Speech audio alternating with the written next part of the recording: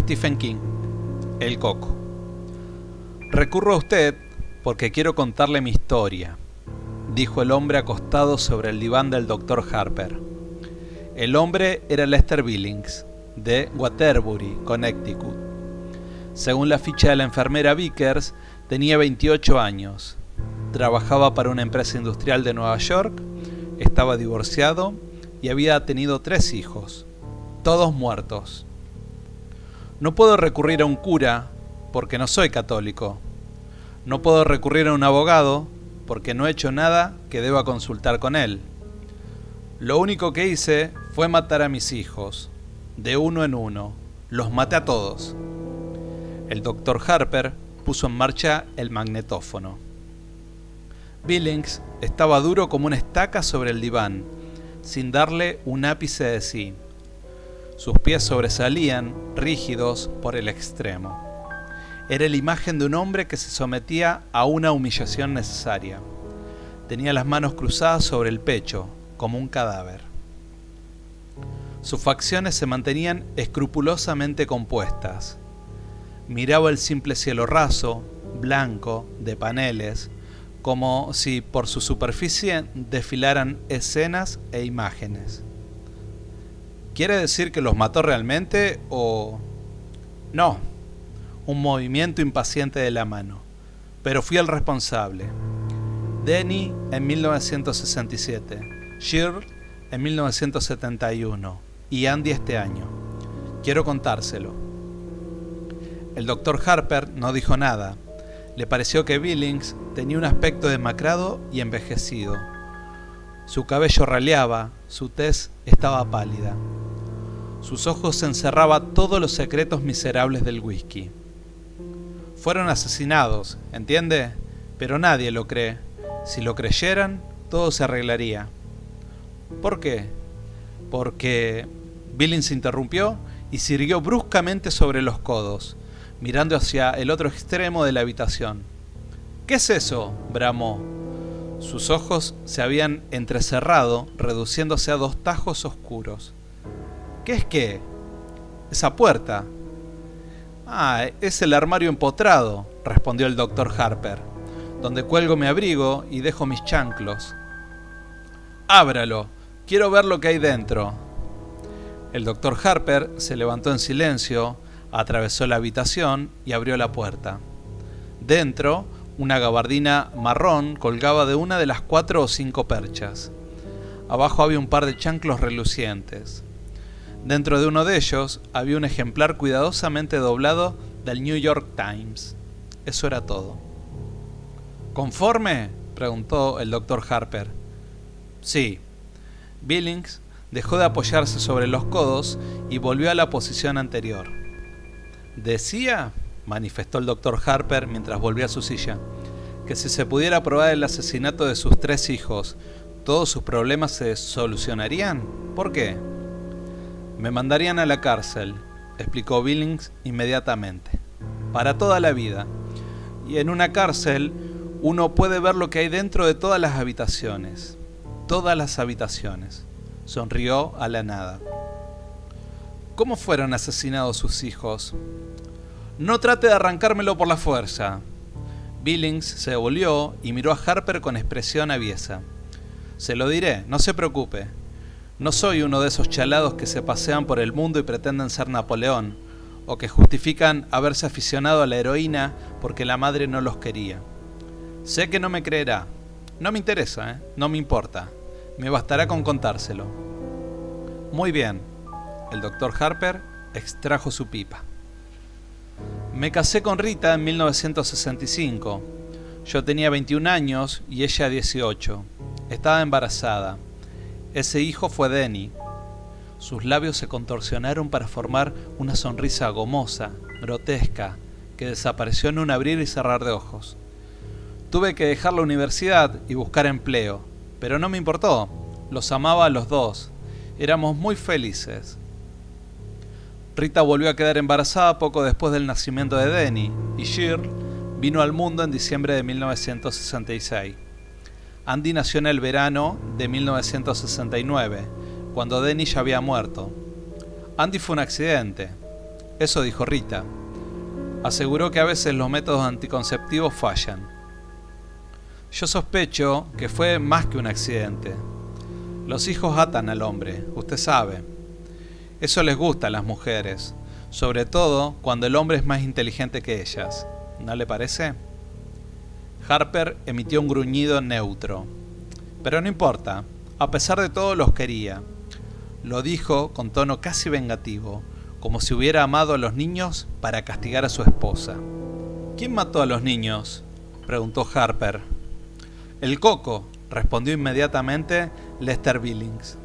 El Coco los mató a todos. Sencillamente salió del armario y los mató. Se volvió y sonrió. Claro, usted cree que estoy loco, lo leo en su cara, pero no me importa. Lo único que deseo es desahogarme e irme. Le escucho, dijo Harper. Todo comenzó cuando Denny tenía casi 2 años y Shirl era apenas un bebé. Denny empezó a llorar cuando Rita lo tenía en la cama. Verá, teníamos un apartamento de 2 dormitorios. Shirl dormía en una cuna en nuestra habitación. Al principio pensé que Denny lloraba porque ya no podía llevarse el biberón a la cama. Rita dijo que no nos obstináramos, que tuviéramos paciencia, que le diéramos el biberón y que él ya lo dejaría solo. Pero así es como los chicos se echan a perder. Si eres tolerante con ellos, los malcrías. Después te hacen sufrir. Se dedican a violar chicas, ¿sabe? O empiezan a drogarse. O se hacen maricas. ¿Se imagina lo horrible que es despertar una mañana y descubrir que su chico, su hijo varón, es marica?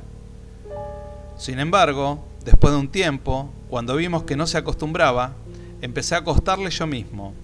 Y si no dejaba de llorar, le daba una palmada. Entonces, Rita dijo que repetía a cada rato, luz, luz. Bueno, no sé. ¿Quién entiende lo que dicen los niños tan pequeños? Solo las madres lo saben. Rita quiso instalarle una lámpara de noche, uno de esos artefactos que se adosan a la pared con la figura del ratón Mickey, o de Huckleberry Home, o de lo que sea. No se lo permití. Si un niño no le pierde el miedo a la oscuridad cuando es pequeño, nunca se acostumbra a ella. De todos modos, murió el verano que siguió al nacimiento de Shirl. Esa noche lo metí en la cama y empezó a llorar enseguida.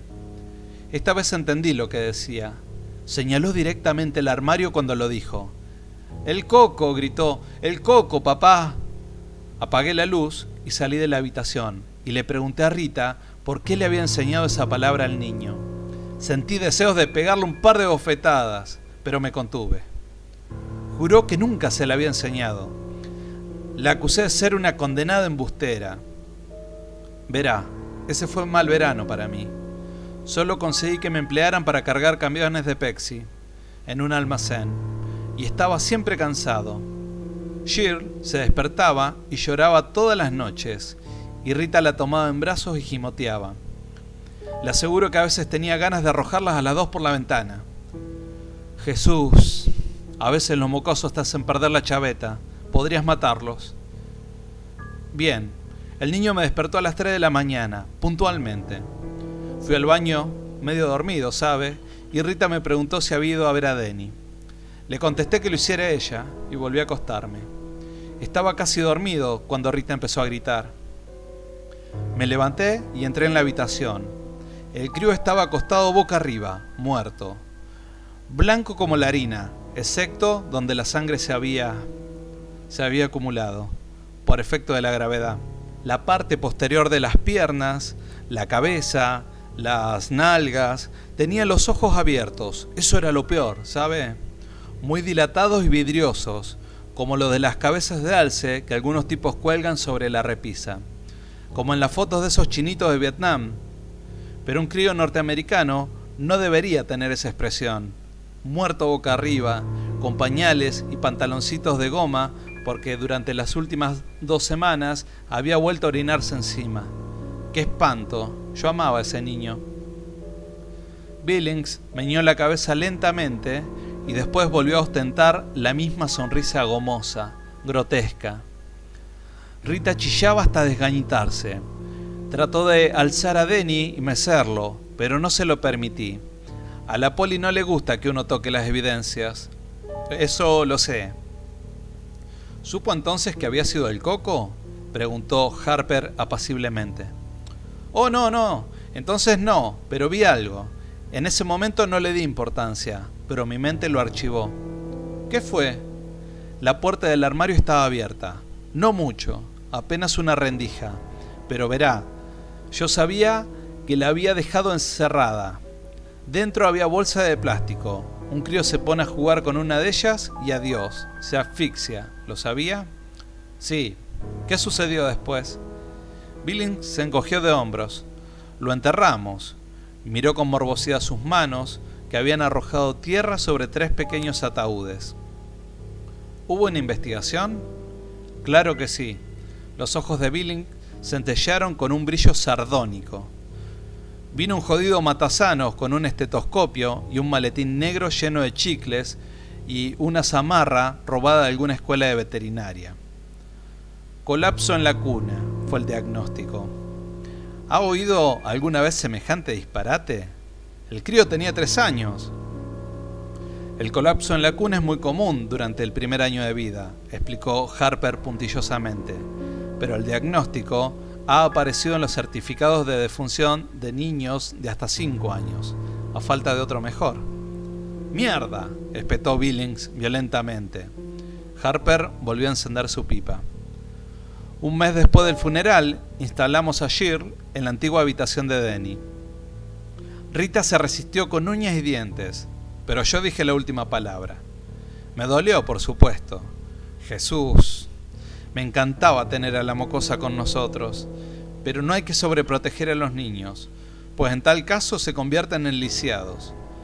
Cuando yo era niño, mi madre me llevaba a la playa y después se ponía ronca gritando: ¡No te internes tanto! ¡No te metas allí! ¡Hay corrientes submarinas! ¡Has comido hace 1 hora! ¡No te zambullas de cabeza! Ay, le juro por Dios que incluso me decía que me cuidara de los tiburones. ¿Y cuál fue el resultado? Que ahora ni siquiera soy capaz de acercarme al agua. Es verdad, si me arrimo a una playa, me atacan los calambres. Cuando Denny vivía, Rita consiguió que la llevase una vez con los niños a Sabine Rock. Se me descompuso el estómago. Lo sé, ¿entiende? No hay que sobreproteger a los niños. Y uno tampoco debe ser complaciente consigo mismo. La vida continúa. Shirl pasó directamente a la cuna de Denny. Claro que arrojamos el colchón viejo a la basura. No quería que mi pequeña se llenara de microbios. Así transcurrió 1 año, y una noche, cuando estoy metiendo a Shirl en su cuna, empieza a aullar y chillar y llorar. ¡El Coco, papá! ¡El Coco! ¡El Coco! Eso me sobresaltó. Decía lo mismo que Denny. Y empecé a recordar la puerta del armario, apenas entreabierta cuando lo encontramos. Quise llevarla por esa noche a nuestra habitación. ¿Y la llevó? No. Billings se miró las manos y sus facciones convulsionaron. ¿Cómo podía confesarle a Rita que me había equivocado? Tenía que ser fuerte. Ella había sido siempre una marioneta. Recuerde con cuánta facilidad se acostó conmigo cuando aún no estábamos casados. Por otro lado, dijo Harper, recuerde con cuánta facilidad usted se acostó con ella. Billings, que estaba cambiando la posición de sus manos, se puso rígido y volvió lentamente la cabeza para mirar a Harper. ¿Pretende tomarme el pelo? Claro que no, respondió Harper. Entonces, deje que lo cuente a mi manera, espetó Billings. Estoy aquí para desahogarme, para contar mi historia. No hablaré de mi vida sexual, si eso es lo que usted espera. Rita y yo hemos tenido una vida sexual muy normal, sin perversiones. Sé que a algunas personas les excita hablar de eso, pero no soy una de ellas. De acuerdo, asintió Harper. De acuerdo, repitió Billings, con ofuscada arrogancia. Parecía haber perdido el hilo de sus pensamientos y sus ojos se desviaron inquietos hacia la puerta del armario, que estaba herméticamente cerrada. ¿Prefiere que la abra?, preguntó Harper. No, se apresuró a exclamar Billings. Lanzó una risita nerviosa. ¿Qué interés podría tener en ver sus chanclos? y después de una pausa dijo: «El coco la mató también a ella». Se frotó la frente, como si estuviera ordenando sus recuerdos. Un mes más tarde, pero antes sucedió algo más. Una noche oí un ruido ahí adentro, y después Shirl gritó. Abrí muy rápidamente la puerta. La luz del pasillo estaba encendida, y ella estaba sentada en la cuna, llorando, y algo se movió. En la sombra, junto al armario, algo se deslizó. ¿La puerta del armario estaba abierta? Un poco, solo una rendija. Billings se humedeció los labios. Shirl hablaba a gritos del coco y dijo algo que sonó como garras, solo que ella dijo galas, ¿sabe? A los niños les resulta difícil pronunciar la R. Rita vino corriendo y preguntó qué sucedía. Le contesté que le habían asustado las sombras de las ramas que se movían en el techo. ¿Galochas?, preguntó Harper. ¿Eh? Galas, galochas, son una especie de chanclos. Quizá había visto las galochas en el armario y se refería a eso. Quizá, murmuró Billings. Quizá se refería a eso, pero yo no lo creo. Me pareció que decía garras. Sus ojos empezaron a buscar otra vez la puerta del armario. Garras, largas garras. Su voz se había reducido a un susurro. ¿Miró dentro del armario? Sí. Las manos de Billings estaban fuertemente entrelazadas sobre su pecho, tan fuertemente que se veía una luna blanca en cada nudillo. ¿Había algo adentro? No vi nada, chilló Billings de súbito, y las palabras brotaron atropelladamente, como si hubieran arrancado un corcho negro del fondo de su alma. Cuando murió la encontré yo, verá, y estaba negra, completamente negra. Se había tragado la lengua y estaba negra, como una negra de un espectáculo de negros, y me miraba fijamente. Sus ojos parecían los de un animal embalsamado, muy brillantes y espantosos, como canicas vivas, como si estuvieran diciendo: «Me pilló, papá, tú dejaste que me pillara, tú me mataste, tú le ayudaste a matarme». Su voz se apagó gradualmente. Un solo lagrimón silencioso se deslizó por su mejilla. Fue una convulsión cerebral, ¿sabe? A veces le sucede a los niños. Una mala señal del cerebro. Le practicaron la autopsia en Hartford y nos dijeron que se había asfixiado al tragarse la lengua durante una convulsión. Y yo tuve que volver solo a casa porque Rita se quedó allí, bajo el efecto de los sedantes. Estaba fuera de sí. Tuve que volver solo a casa.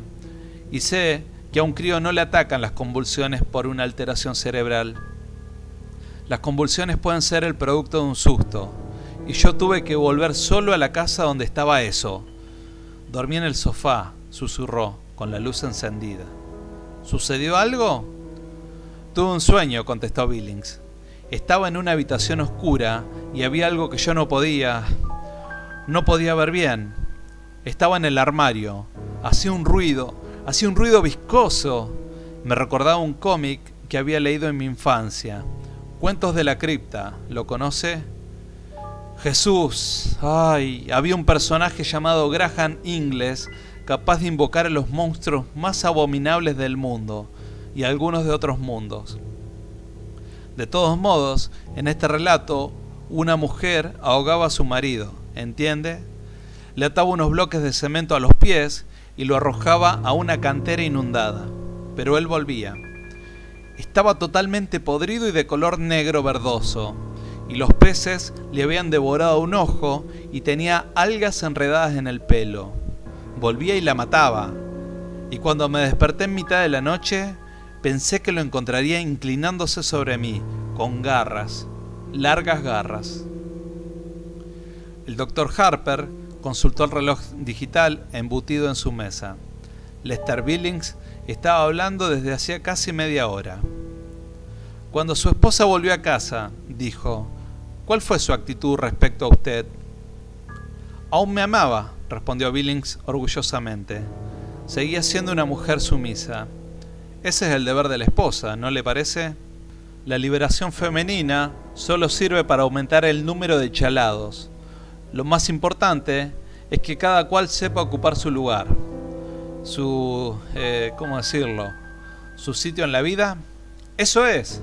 Billing hizo chasquear los dedos. Y la mujer debe seguir al marido. Durante los primeros 4 o 5 meses que siguieron a la desgracia, estuvo bastante mustia. Arrastraba los pies por la casa, no cantaba, no veía la tele, no reía. Yo sabía que se sobrepondría. Cuando los niños son tan pequeños, uno no llega a encariñarse tanto. Después de un tiempo, hay que mirar su foto para recordar cómo eran exactamente. Quería otro bebé, agregó con tono lúgubre. Le dije que era una mala idea. No de forma definitiva, sino por un tiempo. Le dije que era hora de que nos conformáramos y empezáramos a disfrutar el uno del otro. Antes nunca habíamos tenido la oportunidad de hacerlo. Si queríamos ir al cine, teníamos que buscar una babysitter. No podíamos ir a la ciudad a ver un partido de fútbol si los padres de ella no aceptaban cuidar a los críos, porque mi madre no quería tener tratos con nosotros. Denny había nacido demasiado poco tiempo después de que nos casamos, ¿entiende? Mi madre dijo que Rita era una zorra, una vulgar trotacalles. Así era como la llamaba siempre, trotacalles. ¿Qué le parece?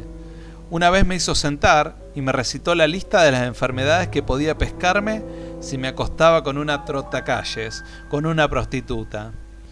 Me explicó cómo un día aparecía una llaguita en el pene y al día siguiente se estaba pudriendo. Ni siquiera aceptó venir a la boda. Billings tamborileó con los dedos sobre su pecho. El ginecólogo de Rita le vendió un chisme llamado DIU, dispositivo intrauterino. Absolutamente seguro, dijo el médico. Bastaba insertarlo en el aparato femenino y listo. Si hay algo allí, el óvulo no se fecunda, ni siquiera se nota. Dirigió la mirada al techo y sonrió con lúgubre dulzura. Ni siquiera sabe si está allí, y al año siguiente volvió a quedar embarazada. Vaya seguridad absoluta. Ningún método anticonceptivo es perfecto, explicó Harper. La píldora solo lo es en el 98% de los casos. El DIU puede ser expulsado por contracciones musculares, por un fuerte flujo menstrual y, en casos excepcionales, durante la evacuación. Sí, o la mujer se lo puede quitar. Es posible. ¿Y entonces qué? Empieza a tejer prendas de bebé, canta bajo la ducha y come encurtidos como una loca. Se sienta sobre mis rodillas y dice que debe ser la voluntad de Dios. Mierda. ¿El bebé nació al finalizar el año que siguió a la muerte de Shirley? Exactamente. Un varón. Le llamó Andrew Lester Billing. Yo no quise tener nada que ver con él, por lo menos al principio. Decidí que, puesto que ella había armado el jaleo, tenía que apañárselas solas. Sé que esto puede parecer brutal, pero no olvide cuánto había sufrido yo. Sin embargo, terminé por cobrarle cariño, ¿sabe? Para empezar, era el único de la camada que se parecía a mí. Denny guardaba parecido con su madre, y Shirley no se había parecido a nadie, excepto tal vez a la abuela Ann.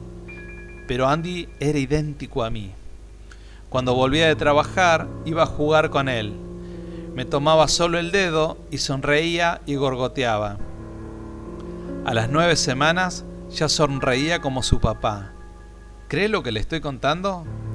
Y una noche, hete aquí que salgo de una tienda con un móvil para colgar sobre la cuna del crío. Yo siempre he pensado que los críos no valoran los regalos hasta que tienen edad suficiente para dar las gracias. Pero ahí estaba yo, comprándole un aparato ridículo, y de pronto me di cuenta de que lo quería más que a nadie. Ya había conseguido un nuevo empleo, muy bueno. Vendía taladros de la firma Clute & Sons. Había prosperado mucho, y cuando Andy cumplió 1 año, nos mudamos a Waterbury. La vieja casa tenía demasiados malos recuerdos y demasiados armarios. El año siguiente fue el mejor para nosotros. Daría todos los dedos de la mano derecha por poder vivirlo de nuevo. Oh, aún había guerra en Vietnam, y los hippies seguían paseándose desnudos, y los negros vociferaban mucho, pero nada de eso nos afectaba. Vivíamos en una calle tranquila, con buenos vecinos. Éramos felices, resumió sencillamente. Un día le pregunté a Rita si no estaba preocupado. Usted sabe, dicen que no hay dos sin tres. Contestó que eso no se aplicaba a nosotros, que Andy era distinto, que Dios lo había rodeado con un círculo mágico. Billings miró al techo con expresión morbosa. El año pasado no fue tan bueno. Algo cambió en la casa. Empecé a dejar los chanclos en el vestíbulo porque ya no me gustaba abrir la puerta del armario. Pensaba constantemente, ¿y qué harás si está ahí adentro, agazapado y listo para abalanzarse apenas abras la puerta? Y empecé a imaginar que oía ruidos extraños, como si algo negro y verde y húmedo se estuviera moviendo apenas, ahí adentro. Rita me preguntaba si no trabajaba demasiado, y empecé a insultarla como antes. Me revolvía el estómago dejarlos solos para ir a trabajar, pero al mismo tiempo me alegraba salir. Que Dios me ayude, me alegraba salir. Verá, empecé a pensar que nos había perdido durante un tiempo cuando nos mudamos. Había tenido que buscarnos, deslizándose por las calles durante la noche, y quizá reptando por las alcantarillas, olfateando nuestro rastro. Necesitó un año, pero nos encontró. Ha vuelto, me dije. Le apetece a Andy y le apetezco yo. Empecé a sospechar que quizá, si piensas mucho tiempo en algo y crees que existe, termina por corporizarse. Quizá todos los monstruos con los que nos asustaban cuando éramos niños, Frankenstein y el hombre lobo y la momia, existían realmente. Existían en la medida suficiente para matar a los niños que aparentemente habían caído en un abismo o se habían ahogado en un lago o tan solo habían desaparecido. Quizá. ¿Se está evadiendo de algo, señor Billings?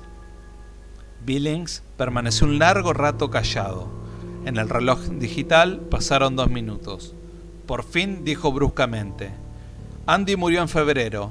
Rita no estaba en casa. Había recibido una llamada de su padre. Su madre había sufrido un accidente de coche un día después de Año Nuevo y creían que no se salvaría. Esa misma noche, Rita tomó el autobús. Su madre no murió, pero estuvo mucho tiempo, 2 meses, en la lista de pacientes graves. Yo tenía una niñera excelente que estaba con Andy durante el día, pero por la noche nos quedábamos solos y la puerta de los armarios porfiaban en abrirse. Billings se humedeció los labios. El niño dormía en la misma habitación que yo. Es curioso, además. Una vez, cuando cumplió 2 años, Rita me preguntó si quería instalarlo en otro dormitorio. Spock, u otro de esos charlatanes, sostiene que es malo que los niños duerman con los padres, ¿entiende? Se supone que eso les produce traumas sexuales o algo parecido. Pero nosotros solo lo hacíamos cuando el crío dormía, y no quería mudarlo. Tenía miedo, después de lo que le había pasado a Denny y a Shirley. Pero lo mudó, ¿verdad?, preguntó el doctor Harper. Sí, respondió Billings. En sus facciones apareció una sonrisa enfermiza y amarilla. Lo mudé. Otra pausa. Billings hizo un esfuerzo para proseguir. Tuve que hacerlo, espetó por fin. Tuve que hacerlo. Todo había andado bien mientras Rita estaba en la casa, pero cuando ella se fue, eso empezó a envalentonarse. Giró los ojos hacia Harper y mostró los dientes con una sonrisa feroz. Oh, no me creerá. Sé qué es lo que piensa. No soy más que otro loco de su fichero, lo sé, pero usted no estaba allí, maldito fisgón. Una noche, todas las puertas de la casa se abrieron de par en par. Una mañana, al levantarme, encontré un rastro de cieno e inmundicia en el vestíbulo, entre el armario de los abrigos y la puerta principal. ¿Eso salía o entraba? No lo sé. Juro ante Dios que no lo sé. Los discos aparecían totalmente rayados y cubiertos de limo. Los espejos se rompían. ¡Y los ruidos! ¡Ah, los ruidos! Se pasó la mano por el cabello.